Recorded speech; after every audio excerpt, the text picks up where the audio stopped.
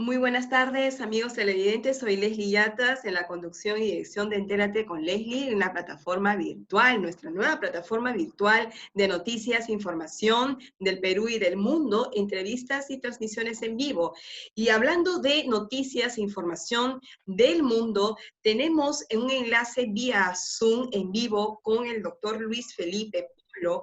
Él es peruano y experto en derechos humanos, pero que radica actualmente en Los Ángeles, justamente uno de los estados en la que se ha decretado el toque de queda a raíz de los disturbios, los actos de vandalismo, saqueos que se han dado en Estados Unidos, a colación pues del asesinato, ¿no?, u homicidio del africano George Floyd en Minneapolis.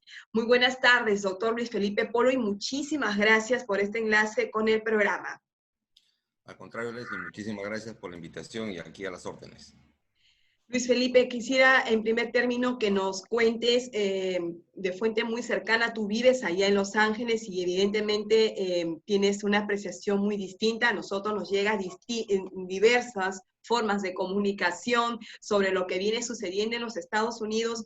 Quisiéramos preguntarte primero por qué fue detenido George Floyd y cómo es que realmente llega a ser o a morir en manos de los policías, ¿no? Porque hay muchos videos que circulan, pero quisiéramos en todo caso escucharte a ti, que eres la fuente más cercana que tenemos ahorita en vivo. No, con mucho gusto.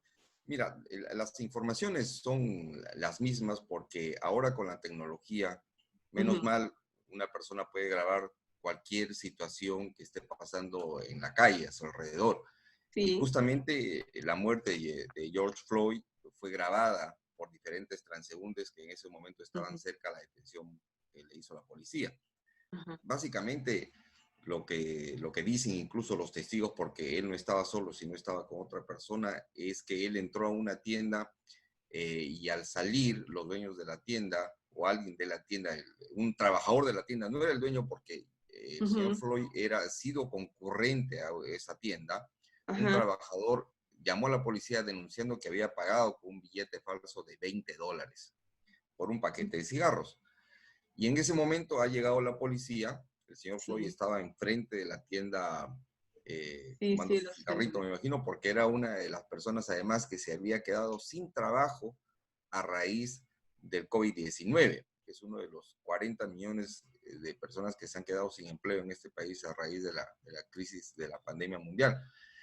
Y es ahí donde los videos se ven claramente, donde se baja el auto, lo detienen, llega otro patrullero, que es justamente el causante de la asfixia del señor Floyd, y después de que le toman el interrogatorio, lo quieren meter al auto, pero al meterlo al auto, todo indica de que él se cayó al piso, y es ahí donde se ve dos imágenes diferentes, ¿no? Sí. Por un lado, cuando el policía le está aplicando la rodilla en el cuello, pero hay otro video donde otros dos policías lo están también aplastando con sus cuerpos el otro lado del cuerpo, es decir, del estómago hacia abajo. Y hay un cuarto policía que es el que estaba tratando de alejar a la gente. Los videos son clarísimos. Él comienza a desesperarse, a decir que no puede respirar, y el policía pues no hace caso y simplemente una vez que ya está desmayado, llaman a la ambulancia. Ahora, ¿cuál es el antecedente? En Minneapolis es uno de los estados donde el accionar policial tiene ya varias denuncias, como 20 denuncias, por asfixia a personas que tienen con esa metodología de poner la rodilla en el cuello. Bueno, ese es un dato sumamente importante.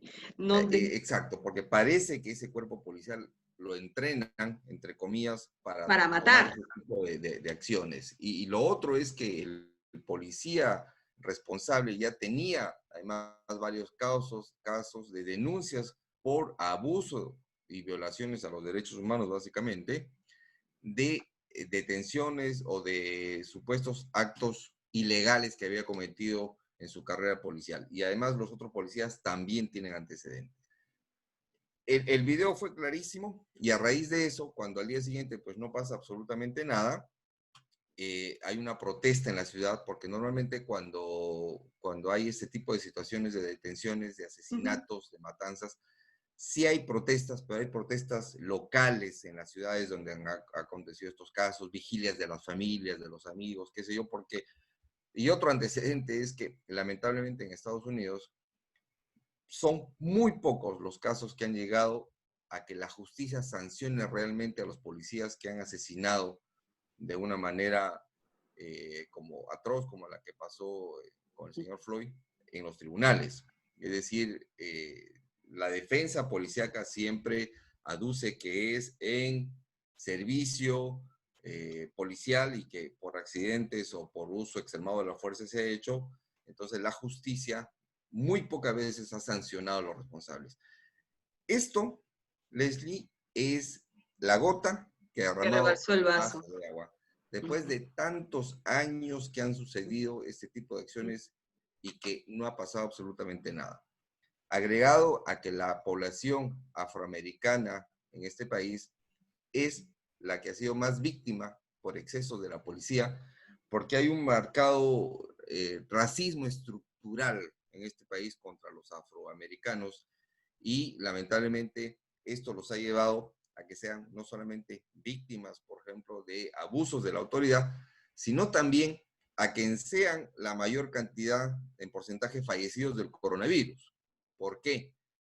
Porque lamentablemente los afroamericanos, por su estructura, por su condición social y por las desigualdades sociales que existen en este país, no tienen buenos trabajos y se dedican a trabajar como choferes de autobuses, como choferes de metro, como repartidores de comida, es decir, vulnerables y estar ahí alrededor de masas de gente donde han sido contagiados y por su misma salud, estado de salud, es que han fallecido en su mayor cantidad. Entonces, esto desencadenó primero en Minneapolis las protestas que al final se fue arrastrando a todo el país. No había sucedido una situación como estas de protesta en todo el país desde 1968, después del asesinato de Martin Luther King.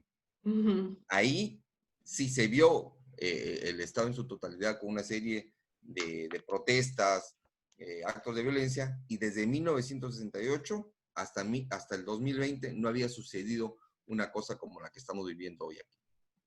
Definitivamente nos estás dando datos muy importantes y que no están recogidos en las portadas de los diarios de comunicación y nosotros queremos agradecerte realmente por este enlace en exclusiva que nos das a Entérate con Leslie.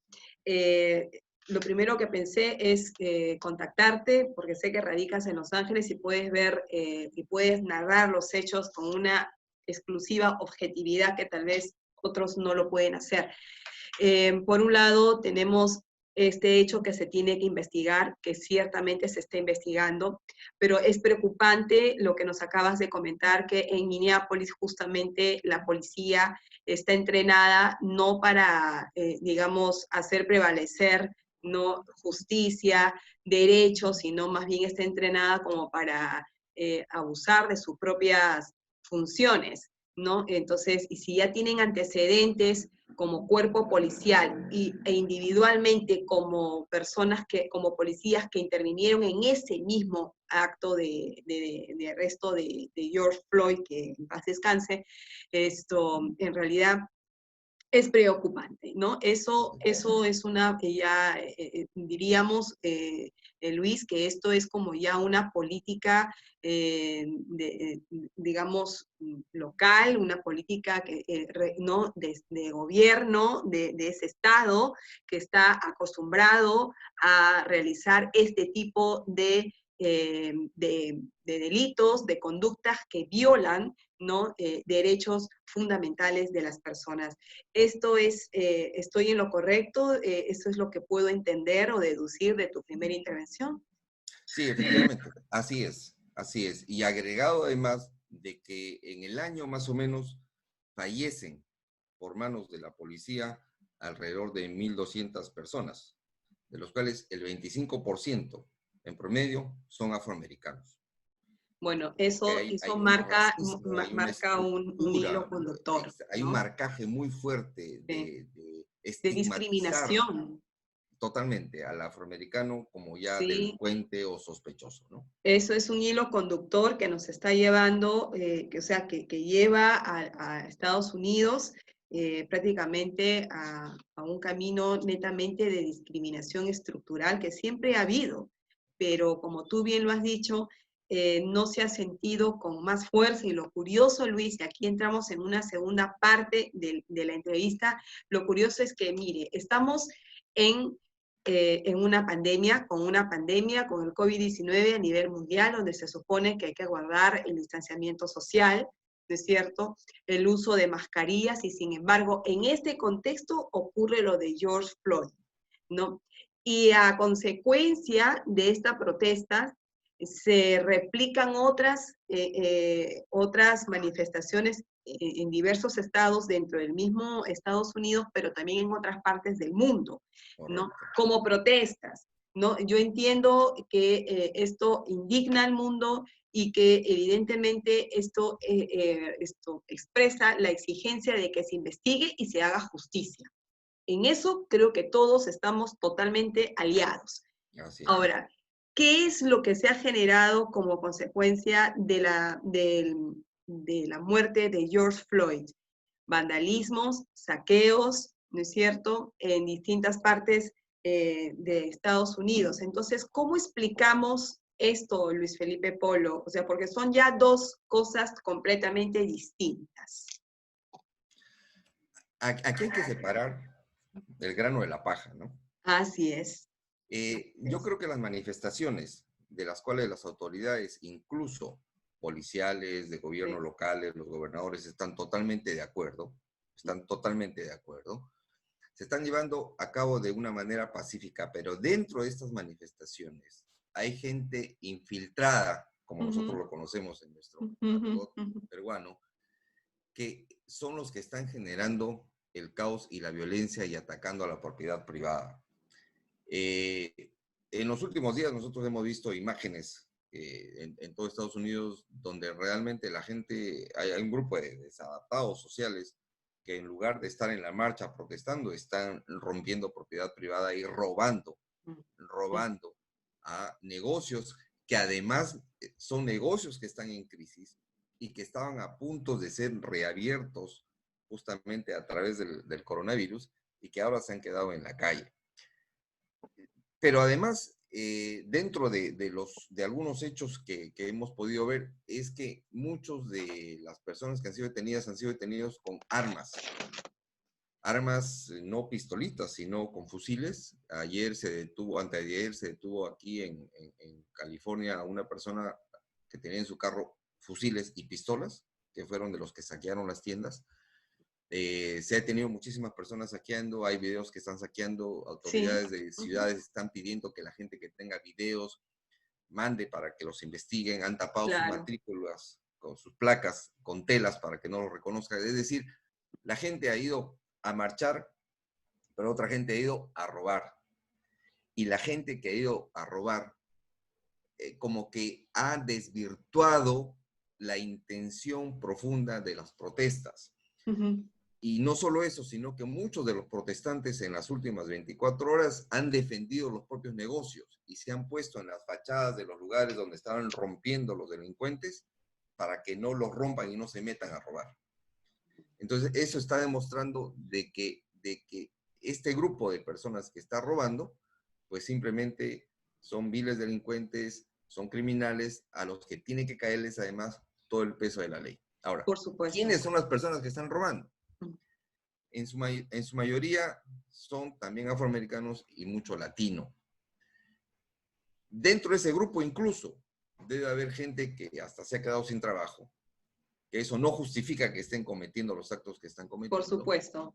porque en este país una de las cosas que creo que hay que valorar es que cuando hay una crisis económica de esta magnitud como la que tenemos hoy, siempre los gobiernos locales, estatales y el gobierno federal va a ayudar con comida a las personas, con fondos económicos para que la persona pueda cubrir sus necesidades básicas. O sea, no es como lo que está pasando en Perú, que ahí en los municipios más pobres de Lima, por ejemplo, no ha llegado ayuda, no ha llegado comida, no ha llegado bono, no ha llegado absolutamente nada.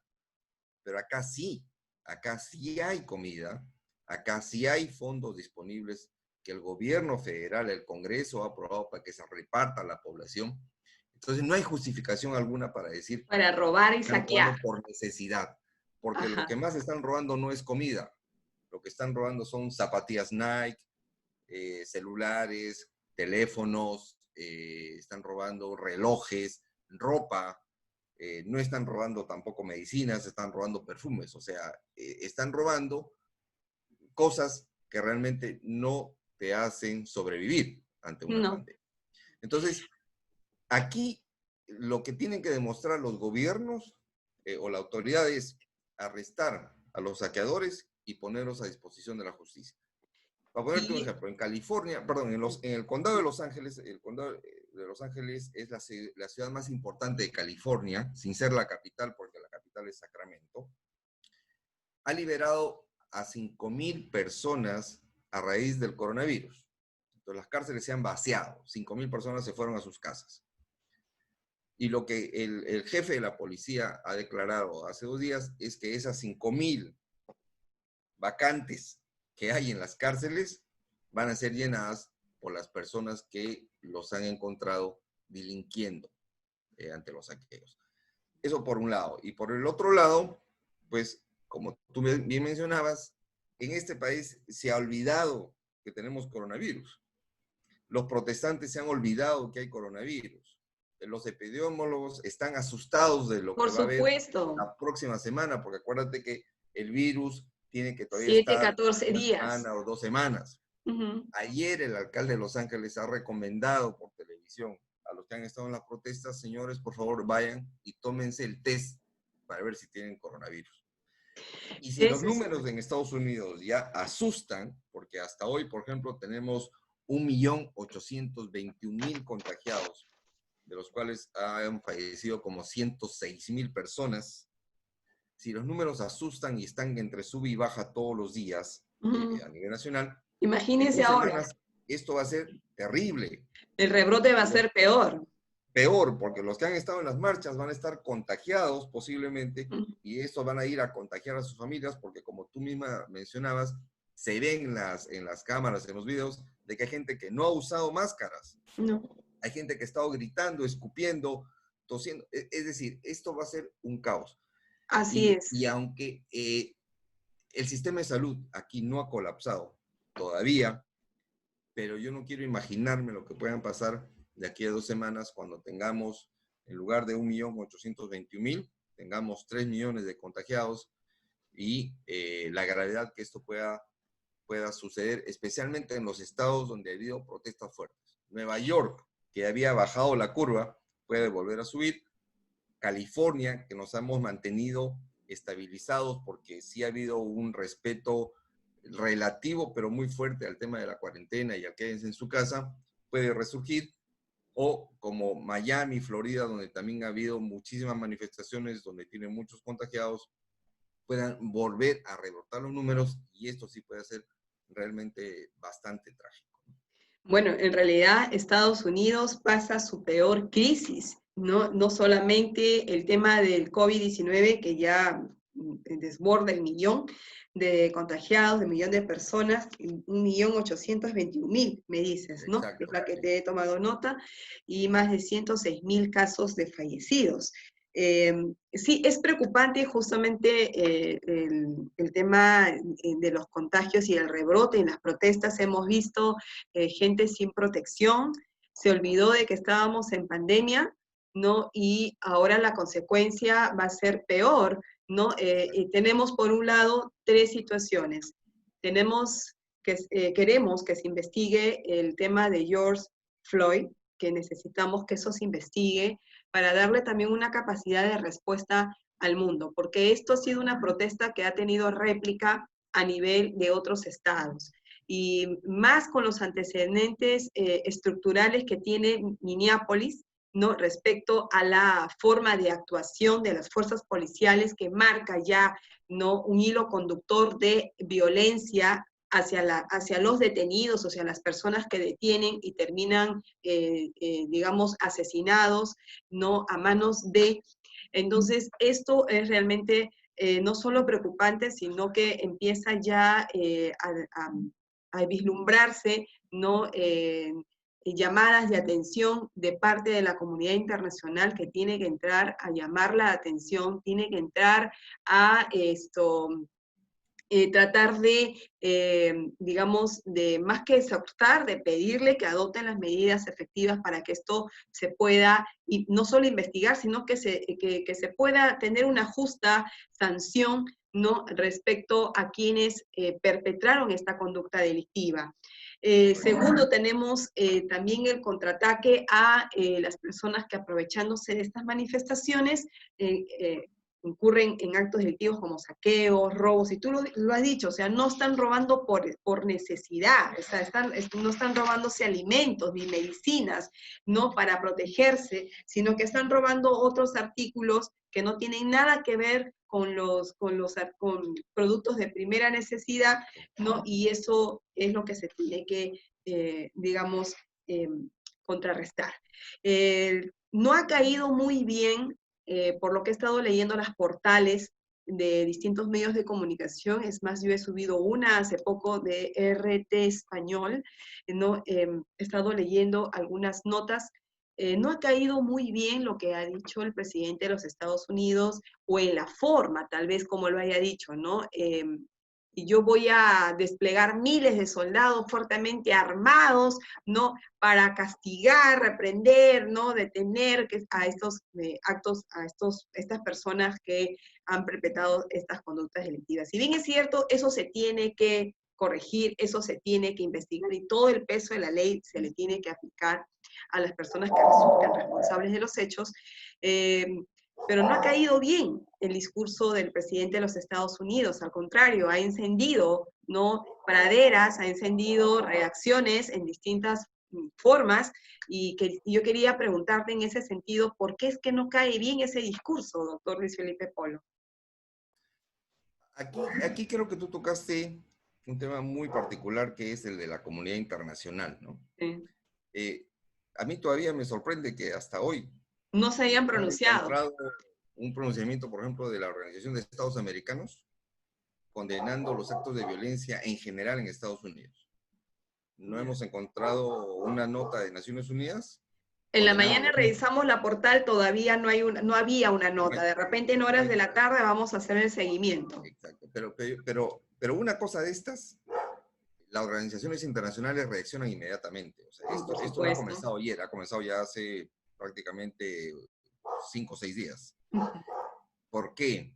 Porque pues, para las organizaciones internacionales, el hecho de que condenen actos violentos en Estados Unidos, ¿quién es el principal donador de dinero para esas organizaciones? Estados Estados Unidos. Unidos. Entonces, me imagino que es un manejo político que están haciendo, porque cuando pasa algo en Venezuela, en Cuba, en El Salvador, inmediatamente sale el secretario general de la OEA diciendo están abusando, excesos, qué sé yo.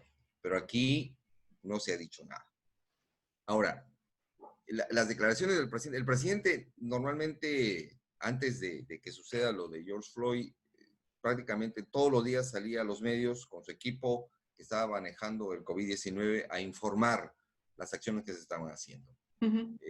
Cantidad de... ellos no daban, como en otros países, cuántos murieron hoy, cuántos no.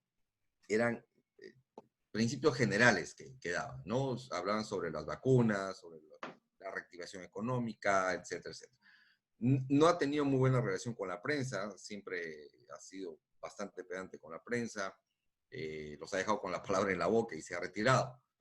Todo eso se ha cortado ahora. Ahora el presidente ha salido recién ayer, después como de 4 días que estaba en silencio, para decir de que prácticamente si los gobernadores y los alcaldes no paran los actos violentos, él estaría invocando una ley de 1807, De que es la ley insurgencia, de insurrección. de insurrección.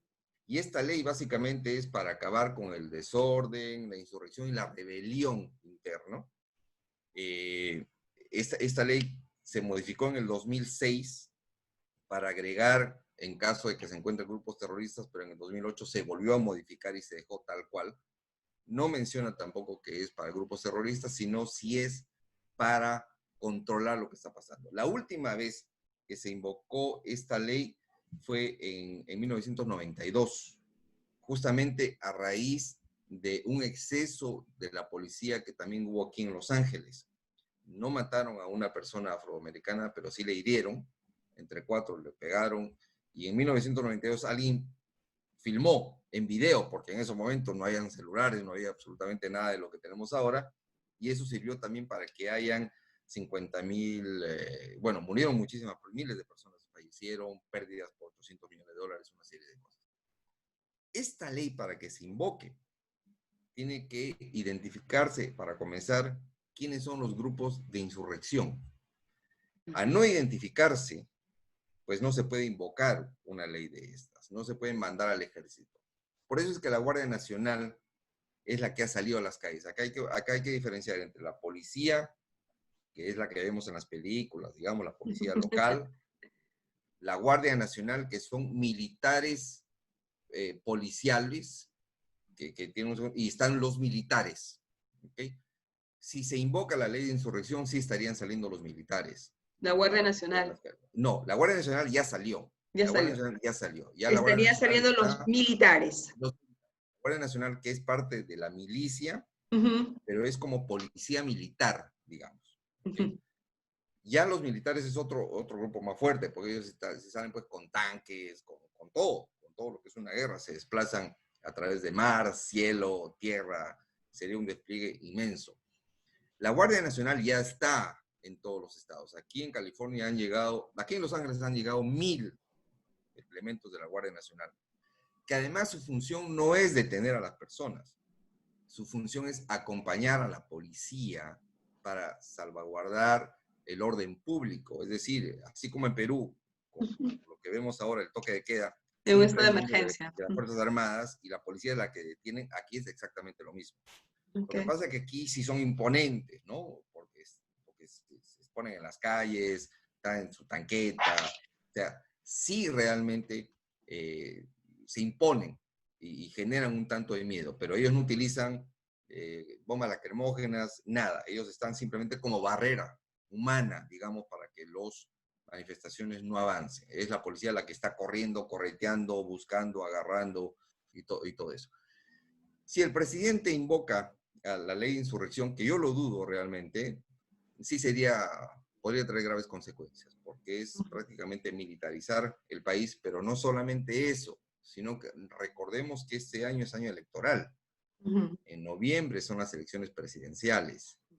Y obviamente, tanto el manejo de la crisis del coronavirus, como el manejo que se está haciendo ahora con el caso de George Floyd, no están favoreciendo para la reelección del presidente Trump. De Trump. Las últimas encuestas están dando que ha bajado a un 43% de aceptación, mientras Biden está subiendo, por ejemplo, a más de, ya tiene 57%. Entonces, sí van a ser momentos difíciles. Ahora la gran discusión es que si todavía se tiene el tema del coronavirus, si todavía se tienen los actos de violencia, ¿cómo la gente va a votar? La gente acá vota por correo, te llega tu ficha de votación acá y tú lo mandas por correo. Y es tan legal como que vayas a las ánforas a votar. Es ¡Qué magnífico! Que haya trampa. Es casi imposible que haya algún tipo de fraude con esto. Pero se está invocando esto. Aquí no se sabe lo que va a pasar mañana, mi querida Leslie. Aquí realmente todos los días cambian las cosas. Los toques de quedas no se anuncian aquí al futuro. Digamos, aquí todos los días a nosotros nos llega a nuestro celular un mensaje del gobierno local diciéndole, hoy hay toque de queda a partir de las 6 de la tarde hasta las 6 de la mañana. Hoy temprano ha llegado el mensaje de texto con una alarma muy fuerte, además que se escuchan en todos los celulares, lo pasan por muchísimo, un mensaje de urgencia, toque de queda. Hoy tenemos toque de queda de 6 de la tarde a 6 de la mañana. Mañana no sabemos si va a ser toque de queda, no sabemos la hora en que va a comenzar el toque de queda, ya nos avisarán mañana, pero en diferentes estados y ciudades lo manejan de diferente manera. Por ejemplo, en Los Ángeles es de 6 a 6. En Santa Mónica, donde fueron las revueltas del día domingo, el toque de queda es desde la 1 de la tarde para la parte comercial y desde las 4 de la tarde para la parte residencial. O sea, lo manejan de diferente manera. En Nueva York el toque de queda va a comenzar a las 8 de la noche. Minnesota está comenzando el toque de queda a las 6 de la tarde. O sea, cada uno lo maneja de diferente manera. Pero lo que es cierto es que hay una crisis que no sabemos lo que va a pasar mañana por la violencia que se está generando, por el coronavirus, por la crisis económica que se está viviendo, por los 40 y más millones de despidos y encima por la situación política de este país. Esta mañana conversábamos con mis hijas y obviamente les decía, miren, este es un momento histórico el que estamos viviendo. Es difícil, pero es un momento histórico, así como en mi juventud, Leslie, nos tocó vivir toda la época de Sendero Luminoso, los coches Terrible. bombas y todo eso, que eran momentos históricos que lo podemos contar, pues este es otro momento histórico en que estamos viviendo, pero aquí es un día a la vez, realmente. No sabemos lo que va a pasar mañana. Luis Felipe, nosotros te agradecemos este enlace con el programa Entérate con Leslie, no sin antes precisar unos detalles, ya que este toque de queda en realidad está obedeciendo a una suerte de situaciones.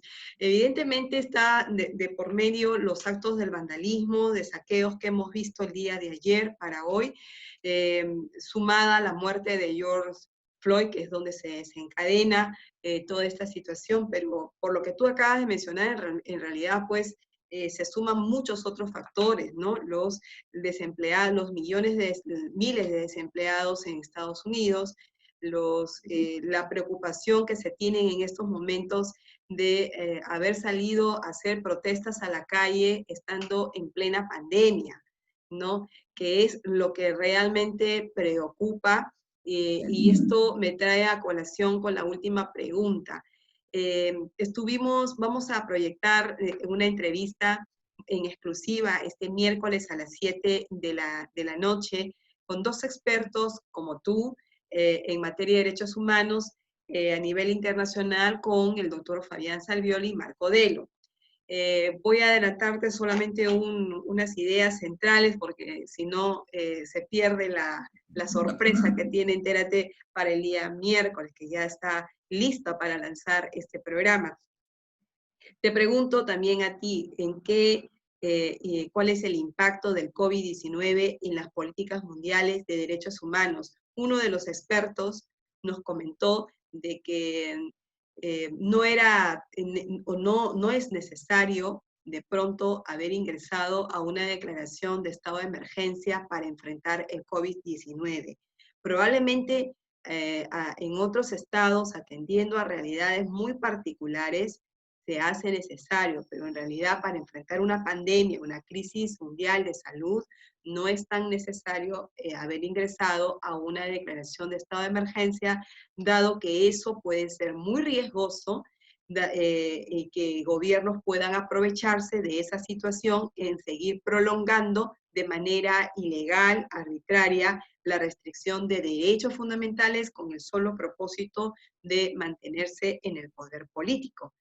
Y de otro lado, también consideraron de que en este enfoque de la pandemia COVID-19 trae pues una revuelta total, ¿no?, al esquema de protección de derechos humanos. Por un lado, mantener la voluntad política de seguir cumpliendo con las obligaciones internacionales de parte de los estados, y por otro, ver qué medidas eficaces se emplean, porque si bien es cierto, estamos con el tema de salud, ¿no?, y por ende el derecho a la vida, hay otras necesidades que se traducen a derecho, como lo que estamos viendo en Estados Unidos, el derecho de protestar, ¿no?, pacíficamente, de salir a llamar la atención a los gobiernos para que un hecho como George Floyd no se vuelva a repetir, ¿no? Lo que se pide en estas protestas es justamente eso, la garantía de la no repetición y sobre todo la justicia que se tiene que aplicar en estas investigaciones, ¿no?, deduciendo a sus responsables y sancionándolos como corresponde. Eso es por un lado, ¿no? La necesidad de un empleo, millones de desempleados en el mundo con el COVID-19 que buscan trabajo, ¿no?, y quieren salir a las calles a buscarlo, ¿no?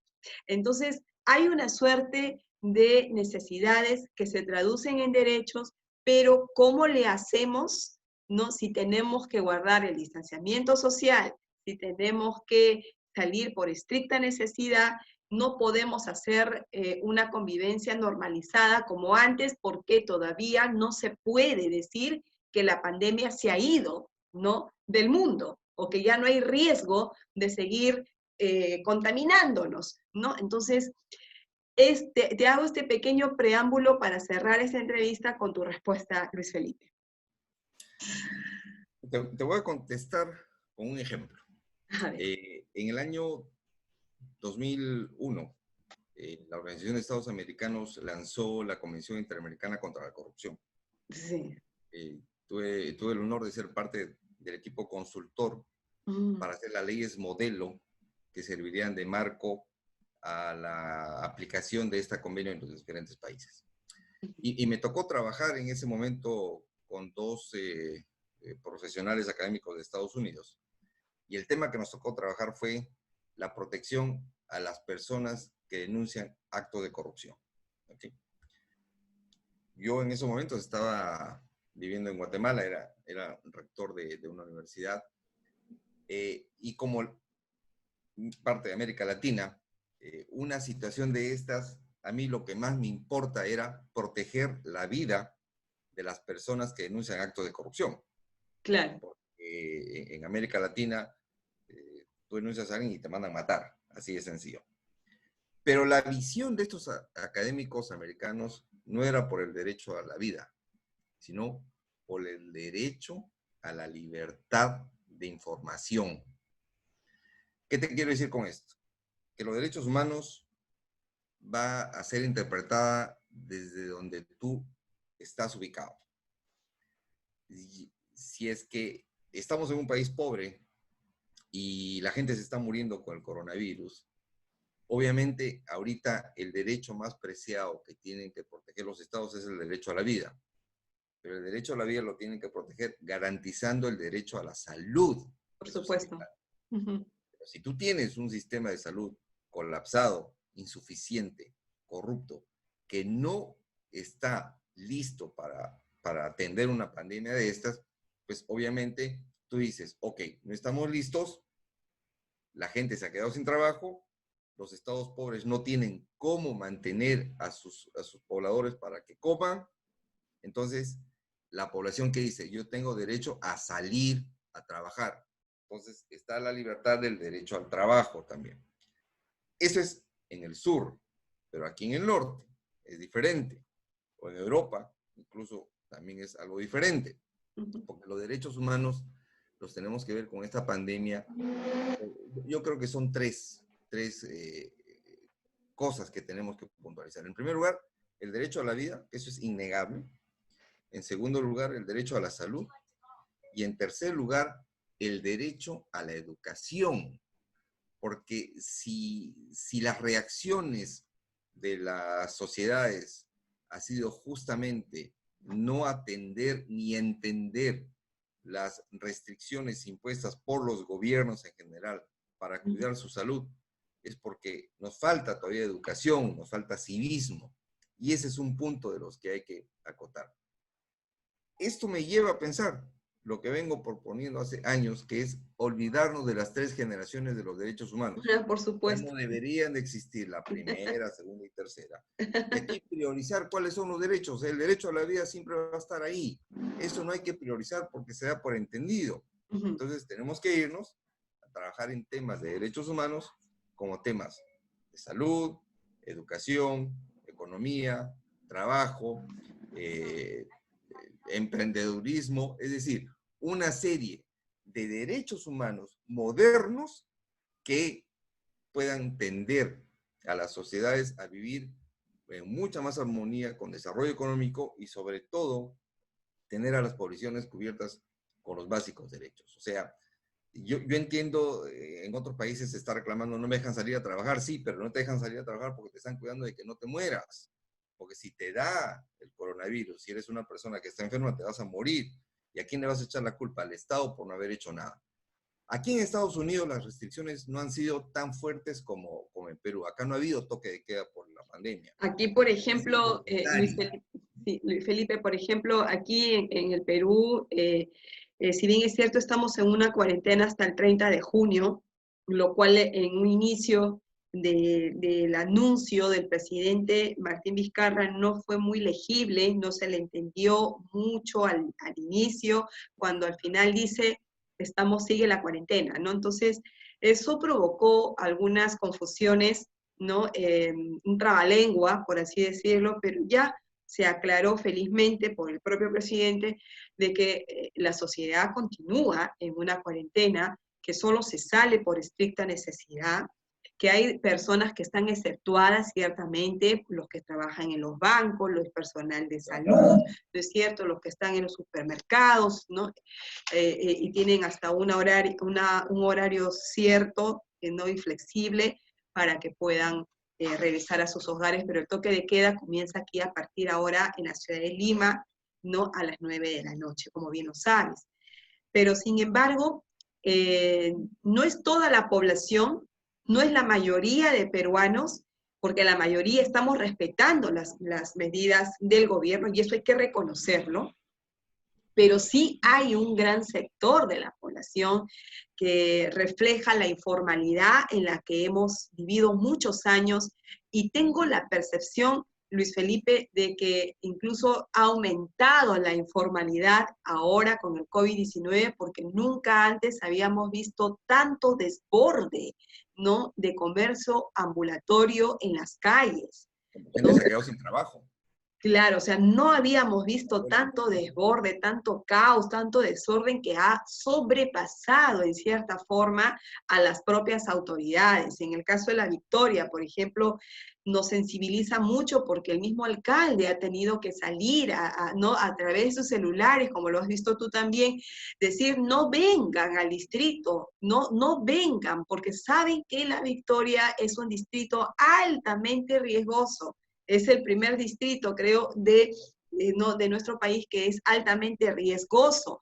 Entonces, pero la gente no entiende, la gente va y sigue comprando, ¿no? Entonces, vemos en otros distritos también personas que están saliendo a las calles con instrumentos musicales, con orquestas o mini orquestas a pedir limosnas cuando dice, oiga, ¿qué pasó aquí? Se supone que esas personas tienen que estar en sus casas, tienen que estar en cuarentena.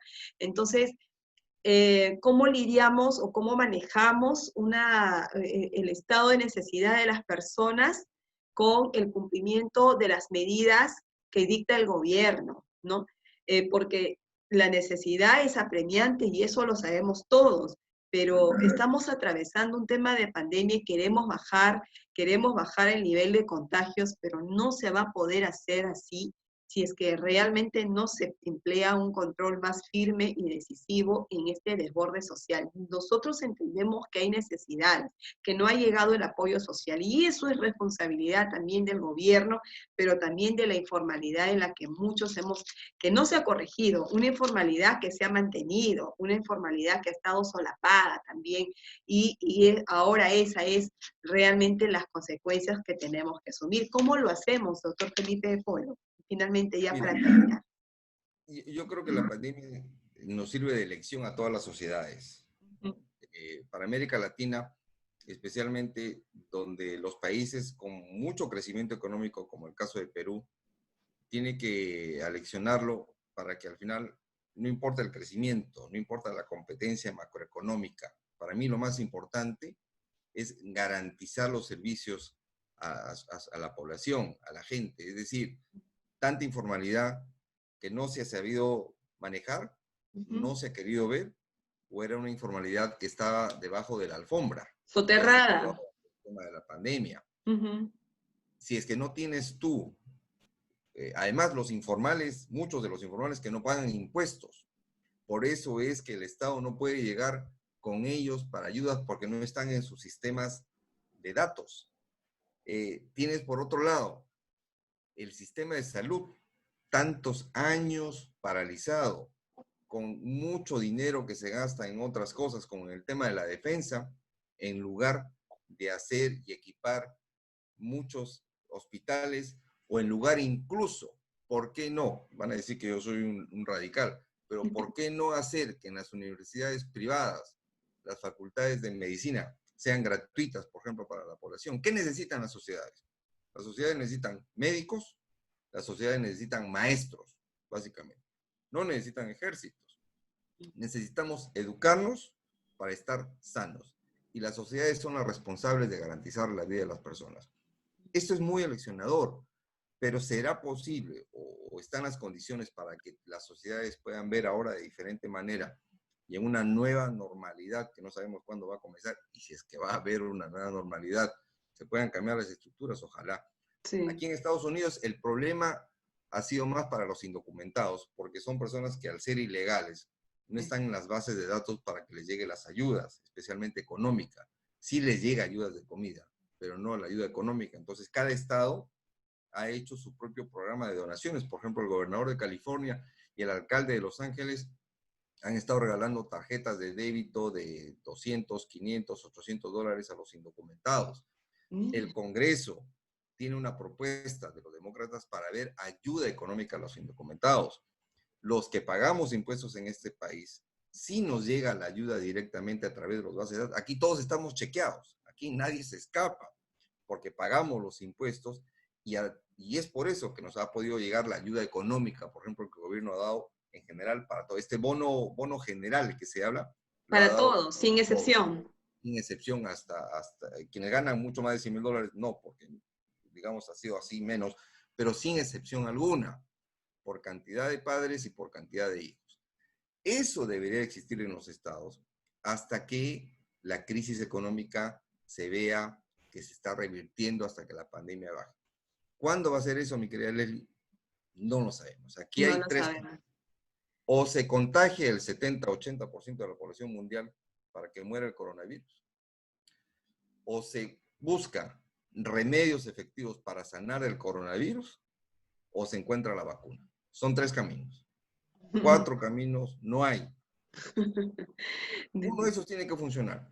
Pero si vemos situaciones como la que hemos visto en Estados Unidos, como la que estamos viendo, porque hoy siguen las protestas, hoy continúan las protestas, imagínate lo que va a ser.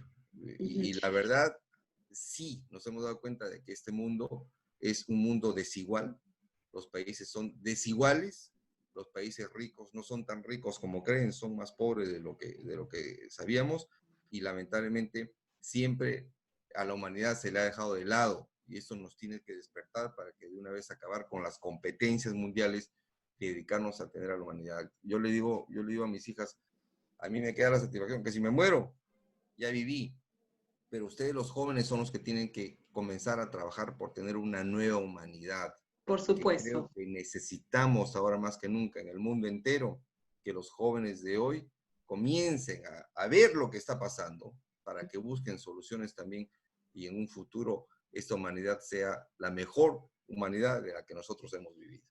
Muchísimas gracias, Luis Felipe Polo, por este enlace con Entérate con Leslie. Realmente ha sido un honor, un placer siempre conversar contigo. La data que nos has dado es realmente importante y esto va a estar disponible en nuestras redes sociales. Muchísimas gracias por este enlace, gracias por esas reflexiones. Saludos a tu familia, a tus hijas. No sé que eres un excelente padre, ¿no? Y le vas a dar la mejor herencia, que es la educación. Muchísimas gracias por esta información y será hasta una nueva oportunidad. Gracias a ti, Leslie, y a todos los amigos en Perú.